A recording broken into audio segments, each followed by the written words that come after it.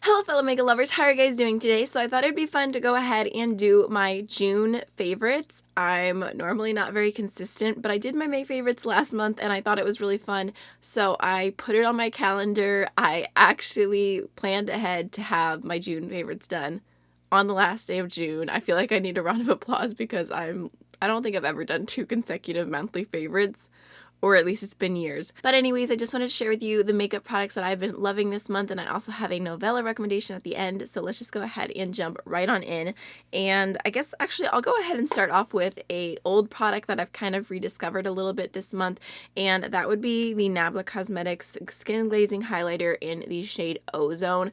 I've had this for a while, and I did a full review talking about it, and overall I was just kind of like, I like it, it's nice, and it's like a decent highlighter. But this month I've been using it in combination with the BK Beauty 108 brush, and I love this together. It's the highlight that I have on today, and I honestly didn't even apply that much today, so it's looking a little bit more natural, but I feel like this highlight gives such a like skin glazed look. Like, it looks so wet and beautiful on the skin. I mean, I can even go ahead and add a little bit more. I just feel like it looks so pretty. And every time I've worn it, I've looked back at either videos or looking in the mirror throughout the day and just thinking, wow, that highlight looks so nice. I just have been really liking it. I love a highlighter that gives me the glow that I desire, but also kind of looks natural on the skin, because that's what I've been going for more recently. This one does emphasize texture just a little bit. It's not like the most smooth highlighter I've ever used in my life, but I've really been loving it. I love the color. I feel like it's the perfect kind of light, neutrally gold for my skin tone, so Ozone has definitely been a favorite. I didn't want to be too repetitive from last month, although pretty much all the products I mentioned I am still absolutely loving, but the one that I just could not resist from talking about again and mentioning in my June favorites would be the Give Me Glow Cosmetics Setting Powder. I think this is technically called like a baking and setting powder. I don't bake, I just use a tiny little bit of this. I have the shade Powdered Sugar, which is kind of like a really pale white shade. They have a few different shades available for different skin tones. It's not translucent, but I just love this so much. And again, same as last month, I have not been able to stop using it. I just feel like it looks so smooth on the skin. It puts all my other powders to shame, and it's like I open up my powder drawer and I want to like rotate them. I want to like continue using all of them, and I'm feeling regret at all the powders that I have, because the only thing I want to use is the Give Me Glow one. It is just so good. I think it's like $17 or something like that if I remember correctly. And I told you last month, I'll repeat it again, it has become a holy grail powder. And even though powder isn't that exciting of a makeup product, I just love the finish of this on the skin. I've got it on my face today. Love it so much. Alright, so next I wanted to talk about the Charlotte Tilbury Airbrush Matte Bronzer in the shade Fair. I honestly was not expecting to love this as much as I do, but here's what it looks like. And if you watched my full review video on this, I watched it compared to all the bronzers in my collection, and it is the lightest bronzer that I own. I saw some comments that it's very similar to the Benefit Hoola Light. I don't personally buy from Benefit just because they're not cruelty free, so I can't personally compare them. And I know there's definitely a price difference, but I also saw a few people commenting that this was a way better formula, just in case you were curious. But of every single bronzer that I own, this is the lightest one, and it's just very special. I just love it so much. It's so natural, so easy to pull off, and I feel like I don't have to be careful at all when I use this. It's just a really nice tone.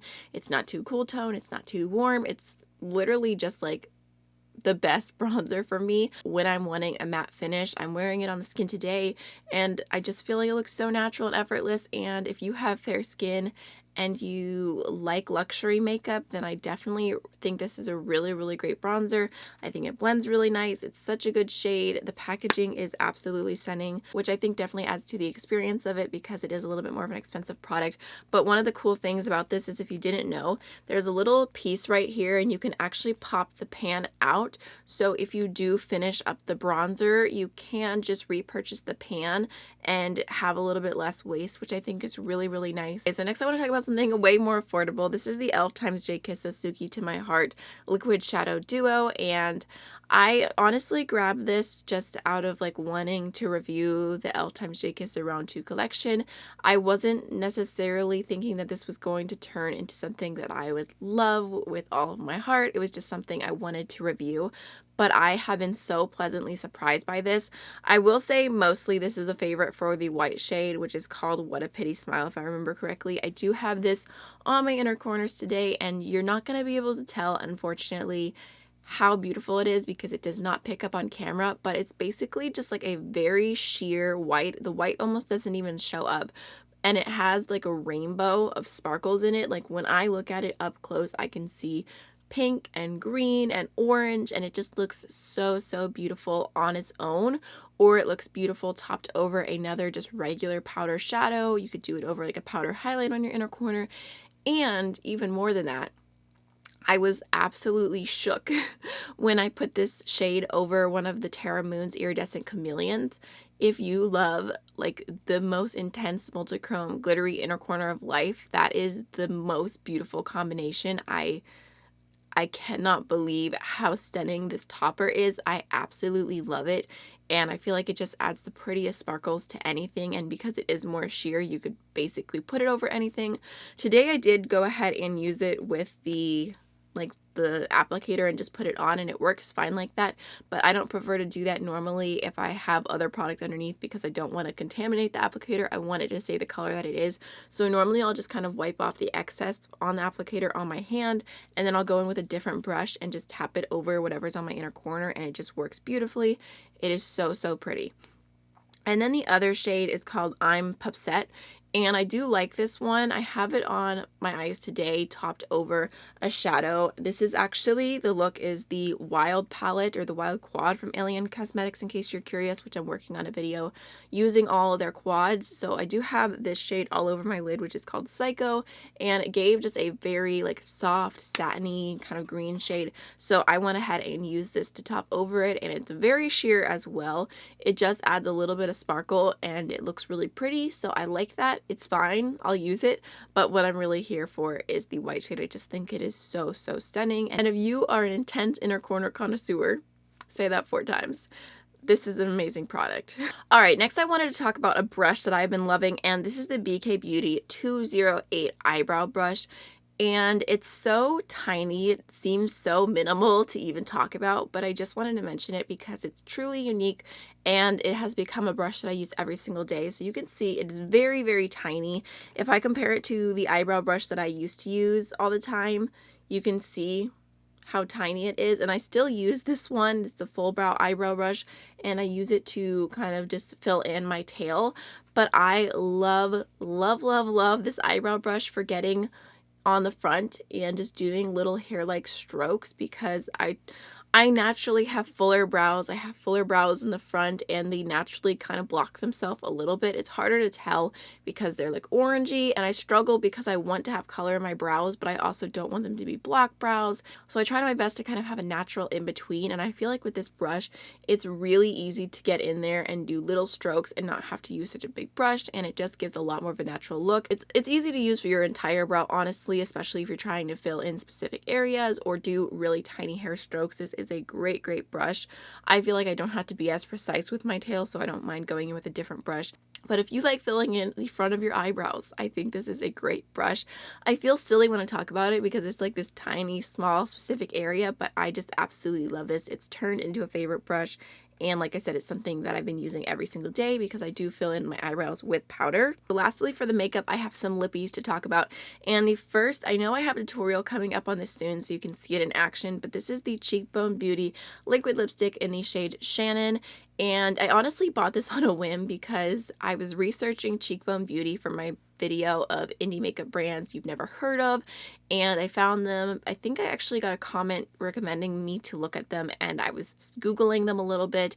They're a Canadian indie brand. They're Indigenous owned. They also have a charity, which is kind of hard to explain quickly. You can definitely go on their website if you want more information, but I know that they work to educate and help Indigenous youth and include representation of Indigenous people. So I definitely really love the heart of what they do. And when I was researching them, I saw someone mention this as a favorite red lipstick. And recently, my favorite red lipstick had fallen, broken, and I wasn't planning on repurchasing it. It wasn't even available at the time, so I decided I would go ahead and try a new one. I was a little nervous because I wasn't sure how I would like this formula, but I am very pleased to say that I absolutely love this. It is such a nice red. It's just one of those true, very blue-based reds. It just looks super flattering in my opinion. It is very, very matte, but it's not like you know, when liquid lipsticks are so matte that they're like dry and they just kind of emphasize everything on your lips. I don't find this to be one of those. It dries down all the way to where it's completely transfer proof, but it's also still comfortable, and it's one of those really, really good reds. So this is definitely my new favorite red lipstick. It'll be my go-to for any time I want to wear a red lip, and I just feel like the tone is so right, and I also really, really have enjoyed learning about this brand, so I love getting to talk about them because I've never heard them talked about in another YouTube video, so hopefully that'll be changing soon. They have a few different liquid lipsticks. They've got some regular lipsticks as well. They've got some lip glosses, so they've got different options, but I'm really, really happy with the shade Shannon, and I would definitely buy more in the future. Next, I want to talk about two different lipsticks from Propa Beauty that I have been loving. I did an entire review and lip swatch video of their full collection, which I can put in the cards here for you in case you're curious to hear my thoughts more and see all of the shades on my lips. But I have been absolutely loving these, and I feel like they are such a good formula, and these two colors are my definite favorites. So this first one here is called Finesse, and it's what I have on my lips right now. It is just such a pretty nudie brown warm tone shade. It's stunning. Propa Beauty, if you're not familiar with them already, they are a black owned makeup brand, and their entire lipstick collection was made specifically for deep skin tones, which I love. So they have a bunch of shades to choose from, but my favorites are the two lightest ones. So I'll just go ahead and swatch it just for the heck of it, even though I haven't even been swatching anything else. Why am I like this? But that is Finesse, and it's just such a nice shade, and the formula is so comfortable. It's just this really beautiful satin finish. It's very creamy. It feels just really nice on the lips, so I appreciate that, and I've been wearing it for quite a while, and I'm not getting any like lines or weirdness, and it's a very comfortable classic lipstick formula. And then this one is called Victress, and it is just a tiny, tiny little bit darker. Again, a really pretty warm nude. So there's what Victress looks like. It has a touch more like orangey brown to it, but it is really, really stunning as well. So those have been favorites just based on the colors being so pretty and the formula being so just easy and wearable. So I've been loving them. And also, again, it's an indie brand that I'm excited to be talking about. Okay, lastly, I have a novella recommendation, which is probably going to be kind of start off by a little bit of a ramble.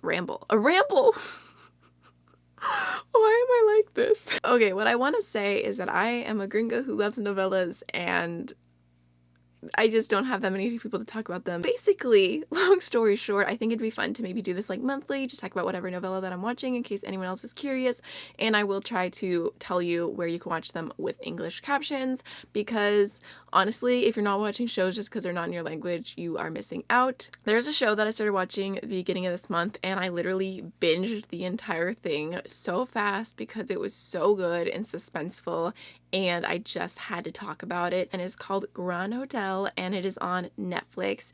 It is available with a bunch of different captions. It's originally in Spanish, if that makes sense. European Spanish. Okay, so setting the scene, it's based in the very beginning of the 1900s, Spain, and there's a man. He's going to visit his sister at this really luxurious hotel that she works at. When he gets there, he finds that she has disappeared. So he decides to become a footman to investigate what happened to his sister.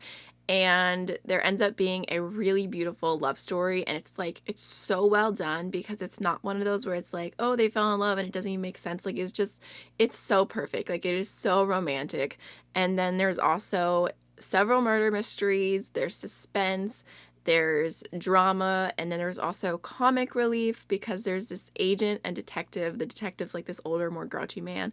The agent is like, I don't know, like a middle-aged man who's, you know, not the best with common sense, and he is hysterical. Like, that little duo just made me laugh so much. So I highly recommend it. It was like 66 episodes. So that is my recommendation of the novella of the month. I already watched another one since then, but that was definitely my favorite that I've watched in a while. So I hope that you enjoyed this monthly favorites video. Definitely let me know what you have been loving this month, and I'll see you in the next one. Bye.